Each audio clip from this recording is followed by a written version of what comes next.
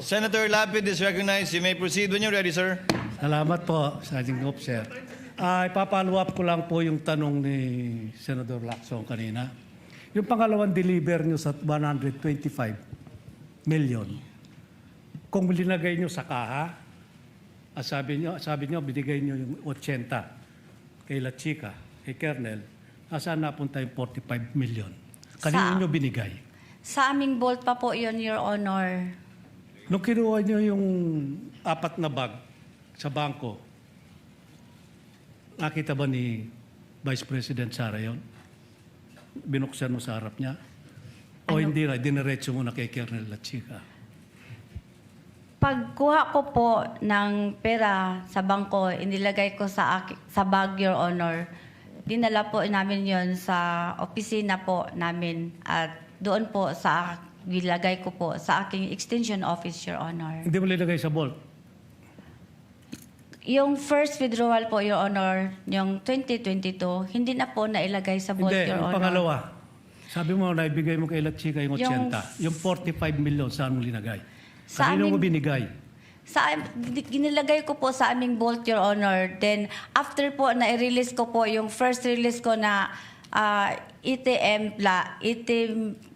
million plus, after mga 1 month po, Your Honor, nag-submit po sa akin si Security Officer La Chica, Your Honor, ng Fund Utilization Report, Your Honor. At saka, may dala na po din siyang Object of Expenditure, Your Honor, na yun ang binabasihan ko po, Your Honor, ko, na i-release ko po yung remaining pera, Your Honor. Yun nga po, at marami rin po nagtatanong, pero hindi ko itatanong kung sino yung piatos, kung anong alias. Sabi nga po ni Senator Risa Ontiveros, may kapangalan siya, may ka-birthday pa siya. Meron din pong sinabi yung prosecutor na may 2 lapid na nando doon. Papasalamat po ako kung totoong lapid yung kamag-anak ko po kasi. Sabi po kasi ng tatay ko, basta lapid kamag-anak ko. Kaya magpapasalamat po ako sa defense at kay La Chica kung nabigyan yung kamag-anak ko. Kung hindi, kung alias yun, paano yung pangalan at apelido namin na inalias nyo lang pala, hindi totoong tao? Your Honor, yung mga documents po na yan ay galing po sa Security Officer, Your Honor, na si Colonel La Chica, Your Honor, na itinalaga po ni Vice President, Your Honor. Kaya po ako, nag-rely po ako, Your Honor, sa kanya kasi meron po siyang office order, Your Honor, na siya ang security officer, Your Honor, at siya po ang mag-implement ng mga various confidential operation or activities, Your Honor. Ba't yung pinagkatiwalaan si Colonel La Chica, may nakita ba kayong background niya? Nung siya, active pa siya hanggang ngayon, meron ba siyang intelligence fund sa office niya, na sarili niya? Kasi karamihan ng mayor, local official, military, police, army, navy, may mga intelligence fund po yan. Siya ba meron bang sariling intelligence fund? Hindi ko alam, Your Honor. Hindi mo inalam? Hindi ko alam, Your Honor. Ayun lang po. Maraming salamat. Thank you, Senator Judge Lapid. Senator Judge Zubiri. You may proceed, sir. You have 2 minutes. When you're ready. Ayoko na magtanong sana, Mr. Presiding Officer. Napakaganda ng mga tanong ni Senator Lapid. Anticlimactic na po ako pagka ganito. Maayong hapon, Palangga. Maayong hapon.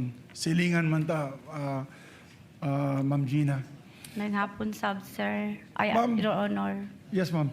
Ma'am, kasi mga tanong kanina about sa funds, nabigay niyo po lahat kay Colonel La Chica. Pero hindi niyo rin pong alam kung na-misuse ni Colonel La Chica yung pondo. Hindi niyo rin po malalaman yan. For example, nagbigay po siya ng 100,000 kay Piatos, pero sa totoo lang, hindi pala tao yun, binulsa lang po nila.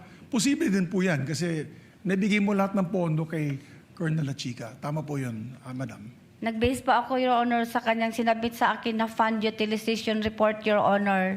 After po, ma-implement po niya ang mga project po or activities po ng confidential funds, Your Honor. O nga kasi, Madam Witness, ganun din po nangyayari na yun pag mga AIX, misuse ng mga pondo ng gobyerno, may mga barangay official na nagpapapirma ng 5,000, pala 2,000 lang pa yun na ibibigay dun sa recipient, yung 3,000 binubulsa nila.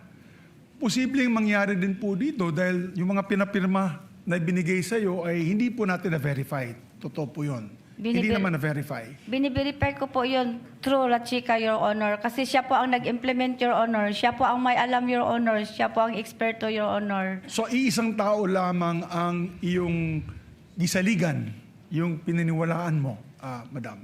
Kaysa lang po ang akong girilisan og kwarta, Your Honor. So, katong gilista, yung nalista po ng mga gamot, yung mga expenses, gasolina, walang resibo po yun, ni isa, walang resibo. Wala po, Your Honor, kay confidential in nature po, said Colonel La Chica, Your Honor. Pero palangga, wala ka nahadlok. Wala ka nahadlok.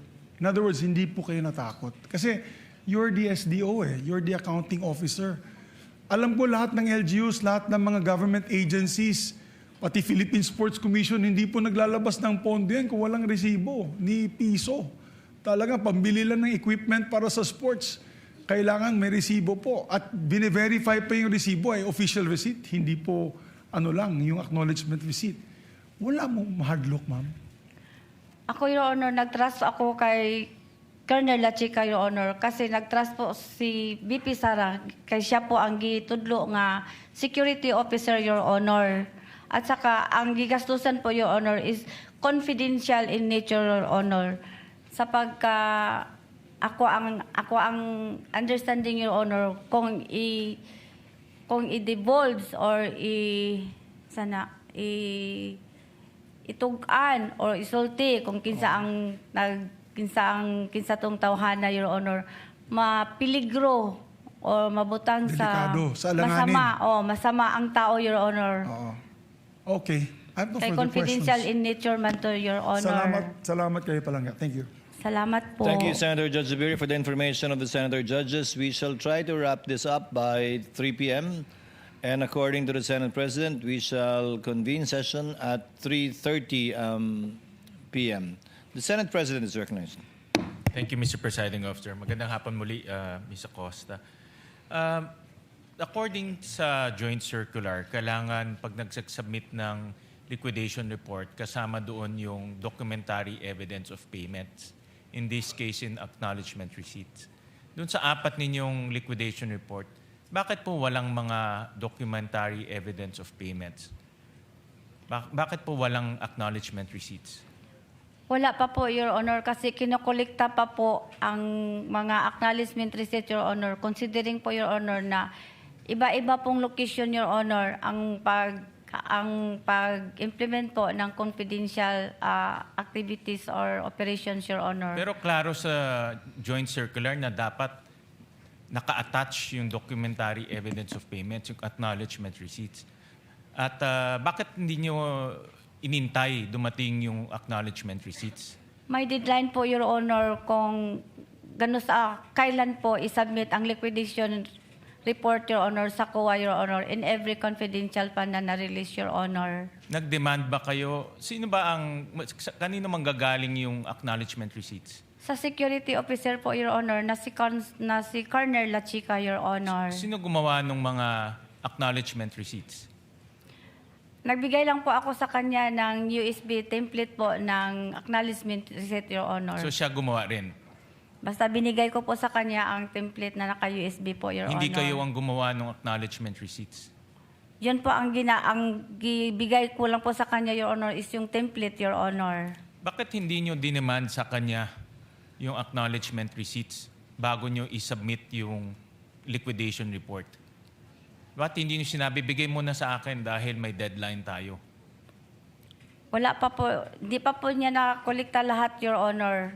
Pero may ina-attach po kami, Your Honor, yung certification, Your Honor.